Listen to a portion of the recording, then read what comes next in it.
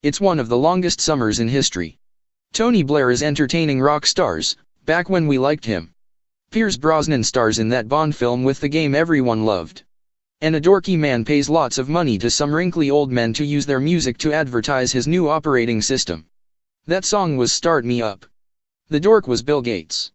The operating system was Windows 95, the genesis of Windows as we know it today, only with fewer privacy concerns and demands for more money for things that used to be free. Now you can relive those crazy times, thanks to Slack coder Felix Riesberg. He explains. I put Windows 95 into an Electron app that now runs on Mac OS, Windows, and Linux. It's a terrible idea that works shockingly well. I'm so sorry. And he's right. It's a terrible idea. It serves no purpose. If it had been Windows XP there might be justification for it. But this is an emulator for a 23-year-old operating system. What possessed him to? Needless to say, we love it.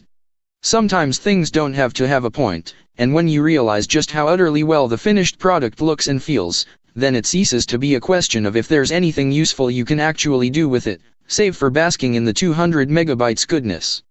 Better still, the whole thing is up on GitHub for your tweaking pleasure or just downloading and using for, something.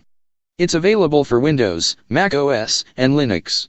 Okay, so the internet doesn't work, but given that it's Internet Explorer, then that just adds to the authenticity. All you really need is some way of triggering a BSOD for when you demo it to people. Or as we call it, the full gates.